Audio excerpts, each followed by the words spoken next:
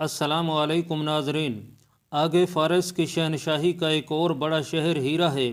مثنہ بن حارثہ نے خالد رضی اللہ تعالیٰ عنہ سے کہا، اسے تو فارس کا ہیرا سمجھ لیکن اسے لینا آسان نہیں ہوگا۔ خالد رضی اللہ تعالیٰ عنہ نے کہا کہ ہاں، حارثہ کے بیٹے، منشیا کی تمام فوج اور تمام عیسائی جوان ہیرا پہنچ گئے ہیں اور وہ سب ہمارے مقابلے میں آئیں گے۔ مدائن کی کیا خبر ہے؟ آج ہی میرا ایک جاسوس واپس آیا ہے۔ مثنہ نے کہا، وہ بتاتا ہے کہ مدائن میں مایوسی پھیلی ہوئی ہے، کسریٰ کے محل میں ماتم ہو رہا ہے۔ اچھی خبر یہ ہے کہ وہاں سے اب فوج کا کوئی دستہ نہیں آئے گا۔ کیا یہ لوگ اب بھی نہیں سمجھے کہ تخت و تاج اور خزانے طاقت نہیں ہوتے کہ دشمن سے بچا لیں؟ خالد رضی اللہ تعالیٰ عنہ نے کہا، کیا یہ ہمارا فرض نہیں ہے کہ ان لوگوں کو اللہ رب العزت کے سچے رسول کا پیغام دیں کہ طاقت اور ثروت صرف اللہ کے ہاتھ میں ہے اور اللہ ہی عبادت کے لائق ہے جس کا کوئی شریک نہیں؟ ہاں ابن ولید، مثنہ نے کہا، یہ ہمارا فرض ہے کہ ان تک اللہ رب العزت کا پیغام پہنچائیں۔ اس کے ساتھ ہی مجھے ہر اس خطرے کو کچلنا ہے جو اسلام کو نقصان پہنچا سکتا ہے۔ خالد رضی اللہ تعالیٰ عنہ نے کہا، کفر کا سر کچلنا ہے۔ ناظرین، فارس کی شہنشاہی کوئی معمولی طاقت نہیں تھی۔ خالد رضی اللہ تعالیٰ عنہ نے اتنی بڑی طاقت کے پیٹ میں جا کر بھی پیچھے ہٹنے کی نہ سوچی۔ انہوں نے یہ بھی نہ سوچا کہ لشکر کو کچھ آرام دیتے اور اس کی تنظیم میں اگر کچھ خامیاں رہ گئیں تو وہ دور کر لیتے۔ مثنہ بن حارثہ نے انہیں بتایا کہ ہیرا میں مقابلہ بڑا سخت ہوگا، تو بھی خالد رضی اللہ تعالیٰ عنہ نے اپنے فیصلے پر نظر ثانی کی نہ سوچی۔ انہوں نے اسی وقت سالاروں کو بلایا۔ خدا کی قسم، خالد رضی اللہ تعالیٰ عنہ نے سالاروں سے کہا، مجھے یقین ہے کہ تم یہ نہیں سوچ رہے کہ ہم جتنا آگے بڑھتے جا رہے ہیں ہمارے لیے خطرے بھی بڑھتے جا رہے ہیں۔ نہیں ابن ولید، ایک سالار نے کہا، ہم میں سے کوئی بھی ایسا نہیں سوچ رہا اور ہم میں سے کوئی بھی ایسا نہیں سوچے گا۔ دوسرے سالار نے کہا، ابن ولید، سالار عاصم بن عامر نے کہا، ہمیں یہ بتا کہ تو آج یہ بات کیوں پوچھ رہا ہے؟ تم پر اللہ کی رحمت ہو۔ خالد رضی اللہ تعالیٰ عنہ نے کہا، ہماری اگلی منزل بہت دشوار ہے۔ اللہ کے سوا کوئی نہیں جانتا کہ ہم میں سے کون رہتا ہے اور کون دنیا سے اٹھ جاتا ہے۔ اپنے دلوں پر نقش کر لو کہ اپنے فرض سے منہ موڑ کر اللہ کے سامنے جاؤ گے تو تمہارا ٹھکانہ بہت برا ہوگا، اور تم جانتے ہو کہ وہ ٹھکانہ کیسا ہے۔ روایت جو تم آج قائم کرو گے وہ ایک ورثہ بن جائے گا جو تم آنے والی نسلوں کے لیے چھوڑ جاؤ گے، اور یہ روایت اسلام کی بقا یا فنا کا باعث بنے گی۔ ہمیں اسلام کی بقا اور سربلندی کے لیے لڑنا ہے۔ قرآن کا حکم یاد کرو کہ لڑو اس وقت تک جب تک کفر کا فتنہ موجود ہے، اور دشمن کو معاف اس وقت کرو جب وہ ہتھیار ڈال کر تمہارے آگے جھک جائے۔ پھر اس سے وہ شرطیں منواؤ کہ اس کا ڈنک مارا جائے اور اس کا دل رسول اللہ صلی اللہ علیہ وسلم کے شیدائیوں کے خوف سے کانپتا رہے۔ اپنے سالاروں کے جذبے میں نئی روح پھونک کر خالد رضی اللہ تعالیٰ عنہ نے انہیں بتایا کہ آگے آتش پرستوں کا بڑا مضبوط فوجی اڈہ ہیرا ہے، جہاں کے حاکم ازادبہ نے بہت بڑا لشکر جمع کر رکھا ہے۔ آتش پرست پہلی لڑائیوں میں بے شمار کشتیاں لائے تھے، وہ اب مسلمانوں کے قبضے میں تھیں۔ خالد رضی اللہ تعالیٰ عنہ نے اپنے لشکر کو کشتیوں میں ہیرا تک لے جانے کا فیصلہ کیا۔ دریائی راستہ آسان تھا اور چھوٹا بھی۔ یہ پہلا موقع تھا کہ ریگزاروں میں لڑنے والے دریاؤں کے سینے پر سوار ہوئے۔ ناظرین، دشمن سویا ہوا نہیں تھا۔ ہیرا کا حاکم ازادبہ راتوں کو سوتا بھی نہیں تھا۔ اس روز وہ ہیرا کی شہر پناہ کا معائنہ کر رہا تھا۔ اس نے شہر میں بے پناہ لشکر جمع کر لیا تھا۔ وہ جس دستے کے سامنے جاتا وہاں چلا چلا کر کہتا، زرتشت کی تم پر رحمت ہو۔ وہ بزدل تھے جو کاظمہ مزار اور الس میں پٹ گئے تھے۔ ان کے مردہ جسموں کو زرتشت کے شعلے چاٹ رہے تھے۔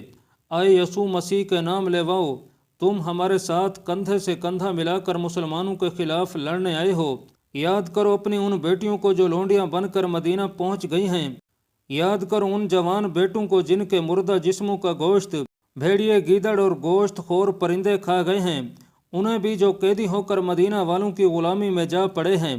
مسلمان فتح کے نشے میں بے خطر بڑھے آ رہے ہیں، ان کے لیے ایسا خطرہ بن جاؤ کہ زندہ واپس نہ جا سکیں۔ شہنشاہ فارس اردشیر تمہیں مبارکباد دینے آئیں گے، تمہیں انعام و اکرام سے مالا مال کر دیں گے۔ شیر پناہ اور برجوں کے معائنے کے دوران اس نے دیکھا، دور ایک گھڑ سوار گھوڑے کو انتہائی تیز رفتاری سے دوڑاتا آ رہا تھا۔ دروازہ کھول دو، ازادبہ چلایا۔ یہ سوار منشا کی طرف سے آ رہا ہے۔ کئی آوازیں سنائی دیں کہ دروازہ کھول دو، سوار کو آنے دو۔ آزادبہ بڑی تیزی سے دیوار سے اتر گیا۔ سوار کے پہنچنے تک دروازہ کھول دیا گیا۔ سوار رفتار کم کیے بغیر اندر آ گیا۔ آزادبہ گھوڑے پر سوار تھا۔ اس نے گھوڑے کو ایڑ لگئی اور آنے والے سوار کی طرف گیا۔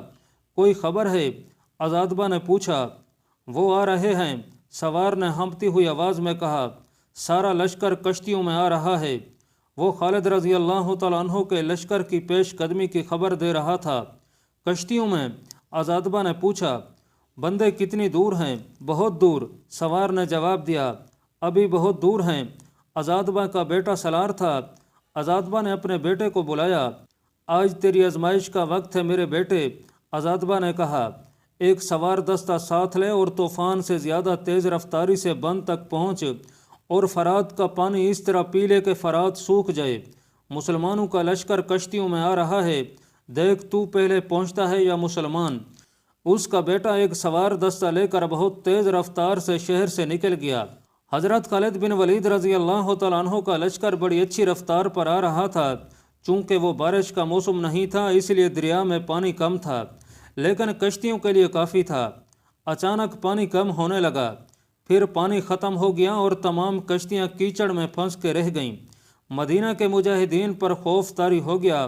دیکھتے ہی دیکھتے دریا کا خشک ہو جانا خوف والی بات تھی۔ خود حضرت خالد بن ولید رضی اللہ تعالیٰ عنہ پریشان ہو گئے۔ مت گھبراؤ ولید کے بیٹے، کنارے سے مثنہ بن حارثہ کی للکار سنائی دی۔ آگے دریا پر ایک بند ہے، ہمارے دشمن نے بند پر پانی روک لیا ہے۔ بڑی تیزی سے سوار اپنے گھوڑے کشتیوں سے نکال لائے اور یہ دستہ سرپٹ دوڑتا بند تک پہنچا۔ آزادبہ کا بیٹا ابھی بھی اپنے سواروں کے ساتھ وہیں تھا۔ مسلمان سواروں نے ان پر حلہ بول دیا اور ان میں سے کسی ایک کو بھی زندہ نہ چھوڑا۔ مسلمانوں نے بند کھول دیا۔ کشتیوں تک پانی پہنچا تو کشتیاں اٹھنے لگیں۔ ملاحوں نے چپو تھام لیے اور کشتیاں تیرنے لگیں۔ آزادبہ اچھی خبر کے انتظار میں دیوار پر کھڑا بے تاب ہو رہا تھا۔ اس کا ایک سالار اس کے پاس آن کھڑا ہوا۔ بہت بری خبر آئی ہے، سالار نے کہا۔ کہاں سے؟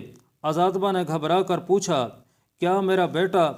مدائن سے، سالار نے کہا۔ شہنشاہ اردشیر مر گئے ہیں، لیکن یہ خبر خفیہ رکھنی ہے۔ اتنے میں ایک سوار ان کے پاس آیا اور گھوڑے سے اتر کر آداب بجا لایا۔ اگر یہ میرا فرض نہ ہوتا تو میں ایسی خبر زبان پر نہ لاتا، سوار نے کہا۔ میں سن چکا ہوں، آزادبہ نے کہا۔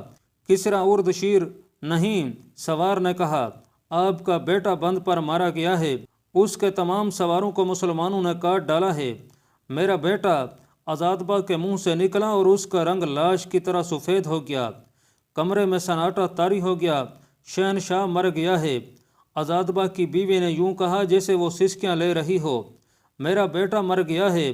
اس نے آزادبہ کی طرف دیکھا اور بلند آواز سے بولی، آپ زرتشت کی قربان گاہ پر اپنے امور کا، اپنی جان کا نذرانہ پیش کر سکتے ہیں۔ کسی مسلمان کو یہاں سے زندہ نہ جانے دیں۔ ایک محافظ اندر آیا۔ ایک گھٹنا فرش پر ٹیک کر اس نے آزادبہ کو سلام کیا اور بتایا کہ قاصد آیا ہے، بھیج دو۔ آزادبہ کو خاموش دے کر اس کی بیوی نے محافظ سے کہا۔ محافظ کے جاتے ہی ایک سپاہی اندر آیا۔ آزادبہ نے اداس نگاہوں سے اس کی طرف دیکھا۔ مدینہ والوں کی کشتیاں بند سے بہت آگے نکل آئی ہیں، قاصد نے کہا۔ ان کی رفتار تیز ہے۔ لشکر کی تعداد کتنی ہوگی؟ آزادبہ نے پوچھا۔ ہم سے آدھی بھی نہیں، سالار عالی مقام، قاصد نے جواب دیا۔ میرے اندازے کے مطابق 20,000 پوری نہیں ہے۔ ہم انہیں اپنے گھوڑوں کے سمو تلے کچل ڈالیں گے، سالار نے کہا۔ سالار اعلیٰ حکم دیں، ہم فرات میں ان پر تیروں کا مہ برسا دیں گے۔ ان کی کشتیاں ان کی لاشوں کو واپس لے جائیں گی۔ تیروں کا مہ برسانے سے پہلے دریا کے کنارے تک پہنچنے کے لیے ایک بڑی لڑائی لڑنی پڑے گی، قاصد نے کہا۔ ان کے بہت سے گھوڑ سوار دریا کے دونوں کناروں پر کشتیوں کے ساتھ ساتھ آ رہے ہیں۔ میں نے یہ بھی معلوم کر لیا ہے کہ ان سواروں کا کماندار مثنہ بن حارثہ ہے اور زیادہ تر سوار فارس کی شہنشاہی کے مسلمان باشندے ہیں۔ سالار اعلیٰ، میں حکم کا منتظر ہوں۔ مجھے بتائیں کہ مسلمانوں کو کہاں روکنا ہے، یا آپ قلعے میں بند ہو کر لڑنا چاہتے ہیں؟ اگر میں کہوں کہ میں لڑنا ہی نہیں چاہتا، آزادبہ نے کہا، تو ہم لوگ تسلیم ہی نہیں کریں گے کہ آپ نے ایسی بات کہی ہے، سالار نے کہا۔ میں اپنے پیچھے اپنے نام کے ساتھ شکست کی تہمت چھوڑ کر نہیں جاؤں گا۔ میں فتح حاصل کرنے کا کوئی اور طریقہ سوچوں گا۔ میں مدائن جاؤں گا اور دیکھوں گا کہ وہاں کے حالات کیا ہیں۔ یہ بھی دیکھنا ہے کہ شہنشاہ اردشیر کے مرنے کے بعد ہمیں کوئی مدد دینے والا بھی ہے یا نہیں۔ نہیں سالار اعلیٰ، اس کے سالار نے کہا، ابھی مدائن نہ جائیں، دشمن سر پر پہنچ گیا ہے۔ کیا تم مجھ سے زیادہ بہتر جانتے ہو؟ عزادبہ نے غصیلی آواز میں کہا، کیا تم یہ سمجھے ہو کہ میں بھاگ رہا ہوں؟ جو میں سوچ رہا ہوں وہ تم نہیں سوچ سکتے۔ مجھے یہ دیکھنا ہے کہ ہماری فوج میں وہ کون سی کمزوری ہے جو ہر میدان میں ہماری شکست کا باعث بنتی ہے۔ کیا تم اس پر غور نہیں کر رہے کہ حرم جیسے جنگجو مسلمانوں کے ہاتھوں مارا گیا ہے؟ انوش جان اور قباز معمولی قسم کے سالار نہیں تھے۔ اندرزر کو کیا ہو گیا تھا؟ جابان کدھر گیا؟ مجھ سے فیصلہ کن جنگ اور فتح کی کیوں توقع رکھی جا رہی ہے؟ میں لڑوں گا، لیکن سوچ سمجھ کر۔ تمام سالاروں اور نائب سالاروں کو بلاؤ۔ ناظرین، حضرت خالد بن ولید رضی اللہ تعالیٰ عنہ کا لشکر دریائے فرات کے سینے پر سوار آگے ہی آگے بڑھتا جا رہا تھا۔ گھڑ سوار دریا کے دونوں جانب پھیلے ہوئے ساتھ ساتھ جا رہے تھے۔ ہر لمحہ توقع تھی کہ ہیرا کی فوج کسی مقام پر حملہ کرے گی، لیکن اس فوج کا دور دور تک کوئی نشان نظر نہیں آتا تھا۔ حضرت خالد بن ولید رضی اللہ تعالیٰ عنہ کو معلوم تھا کہ ہیرا کی جنگ بڑی خون ریز ہوگی۔ مسنہ بن حرثہ نے معلوم کر لیا تھا کہ عزادبہ نے ہیرا میں بہت بڑا لشکر جمع کر رکھا ہے۔ ابن ولید، حضرت خالد رضی اللہ تعالیٰ عنہ کو دریا کے کنارے سے مسنہ بن حرثہ کی پکار سنائی دی۔ منزل قریب آ گئی ہے۔ آپ رضی اللہ تعالیٰ عنہ نے اپنی کشتی رانوں سے کہا کہ کشتی کنارے کے ساتھ لے جائیں اور انہیں اتار کر کشتی آگے لے جائیں۔ حضرت خالد بن ولید رضی اللہ تعالیٰ عنہ جب کنارے پر اترے تو مسنہ نے اپنے ایک سوار سے کہا کہ وہ گھوڑا آپ رضی اللہ تعالیٰ عنہ کو دے دے۔ مسنہ اور حضرت خالد بن ولید رضی اللہ تعالیٰ عنہ کے گھوڑے پہلو بہ پہلو جا رہے تھے اور مسنہ کی نظریں آپ رضی اللہ تعالیٰ عنہ کے چہرے پر جمی ہوئی تھیں۔ حضرت خالد بن ولید رضی اللہ تعالیٰ عنہ ادھر ادھر دیکھ رہے تھے۔ ان کی نظریں جب مسنہ بن حرثہ پر آئیں تو بھی مسنہ کی نظریں ان کے چہرے پر جمی ہوئی تھیں۔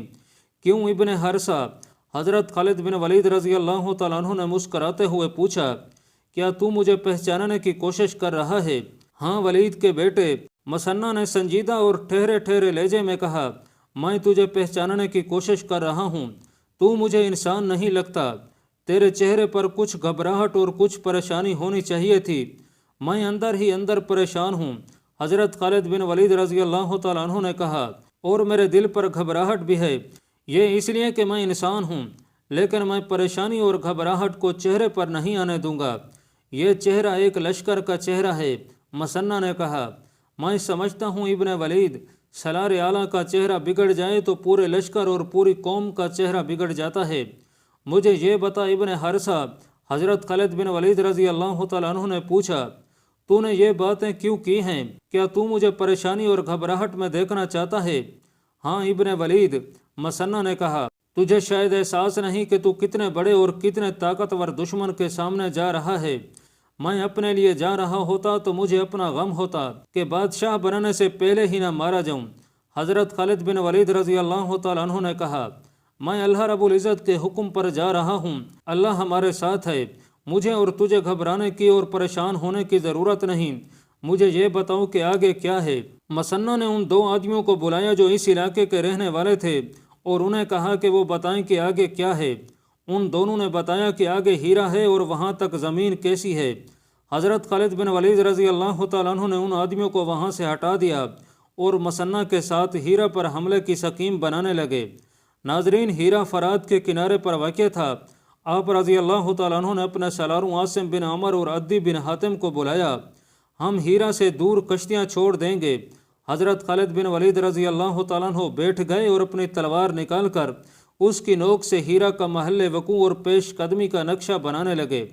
انہوں نے اس مقام سے جہاں وہ کھڑے تھے ہیرا تک پہنچنے کے لیے راستے کی لکیر بنائی، جو سیدھی نہیں بلکہ یہ نیم دائرہ تھا۔ انہوں نے یہ لکیر ایک مقام پر ختم کی جو ایک قصبہ تھا۔ یہ قصبہ تقریباً 3 میل دور تھا۔ اس قصبے کا نام خوارنک ہے۔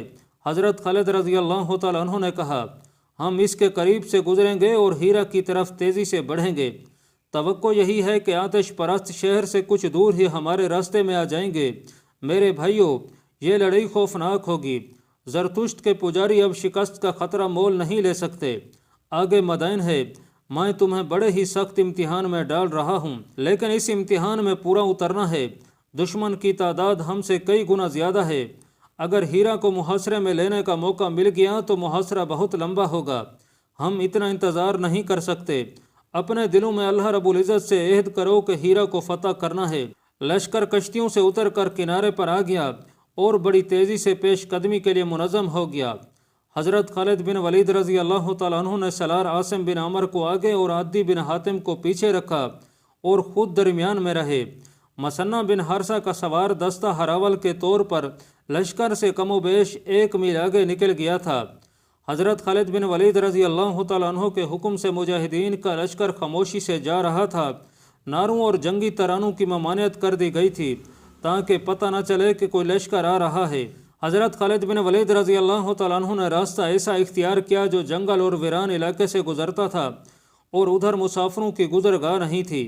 ناظرین، حضرت خالد بن ولید رضی اللہ تعالیٰ عنہ کا لشکر خورنک تک پہنچ گیا، لیکن دشمن کی فوج کا کہیں بھی نام و نشان تک نہ ملا۔ آپ رضی اللہ تعالیٰ عنہ نے لشکر کو روک لیا اور اپنے ایک جاسوس سے کہا کہ وہ قصبے کے اندر جائے اور دیکھے کہ دشمن کی فوج وہاں تو نہیں ہے۔ ایک آدمی بھیس بدل کر خورنک چلا گیا اور خبر لایا کہ اس قصبے میں کوئی فوج نہیں ہے اور قصبے میں امن و امان ہے۔ تاریخ بتاتی ہے کہ اس قصبے میں متمول لوگ رہتے تھے۔ آج وہاں خورنک کا نشان بھی نہیں ملتا۔ انسان مٹی میں مل کر مٹی ہو جاتے ہیں، مقام مٹ جاتے ہیں۔ زندہ صرف تاریخ رہتی ہے، اچھی یا بری۔ انسانوں کے نام زندہ رہتے ہیں، ان کی قائم کی ہوئی روایات زندہ رہتی ہیں۔ آج وہ قصبہ موجود نہیں ہے جہاں تاجر اور دیگر دولت مند لوگ رہتے تھے۔ حضرت خالد بن ولید رضی اللہ تعالیٰ عنہ نے آتش نمرود میں کودنے سے پہلے اس قصبے کے قریب قیام کیا تھا۔ قصبہ نہیں رہا۔ حضرت خالد بن ولید رضی اللہ تعالیٰ عنہ زندہ رہے، ان کی روایات زندہ رہیں۔ مثنہ بن حارثہ کو، عاصم اور عدی کو اور ان 18,000 مجاہدین کو تاریخ نے زندہ رکھا ہے جن کے گھوڑوں کے سموں کی گرد کو سورج کی کرنوں نے چوما ہے۔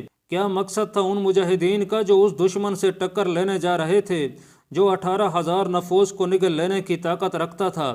حضرت خالد بن ولید رضی اللہ تعالیٰ عنہ اور ان کے سالاروں کے دلوں میں تخت و تاج کی ہوس نہیں تھی، زر و جواہرات کا لالچ نہیں تھا۔ ایک عزم تھا جو ان کے لیے جنون بن گیا تھا۔ وہ اس کفر کو اپنے پڑوس میں زندہ نہیں دیکھنا چاہتے تھے جو اسلام کی بقا اور فروغ کے لیے خطرہ تھا۔ وہ ہمیشہ زندہ رہنے والی روایت اپنے خون سے لکھنے جا رہے تھے۔ مورخ نے اس وقت کے وقائع نگاروں کے حوالوں سے لکھا ہے کہ حضرت خالد بن ولید رضی اللہ تعالیٰ عنہ پر خاموشی طاری تھی۔ کوئی سپاہی ان کی طرف دیکھتا تو وہ مسکراتے تھے۔ آپ رضی اللہ تعالیٰ عنہ جب خورنک سے آگے نکلے تو ان کے منہ سے کوئی حکم نکلتا یا کوئی ہدایت، اس کے سوا وہ کوئی بات نہیں کرتے تھے۔ ناظرین، آپ رضی اللہ تعالیٰ عنہ اپنے لشکر کو خورنک سے پرے آگے لے گئے۔ انہیں ایسی توقع نہیں تھی کہ وہ دشمن کو بے خبری میں جا لیں گے۔ انہیں معلوم تھا کہ دشمن ضرورت سے زیادہ بیدار ہوگا۔ اللہ پاک کمی بیشی معاف فرمائے۔ اللہ آپ کا حامی و ناصر ہو، آمین۔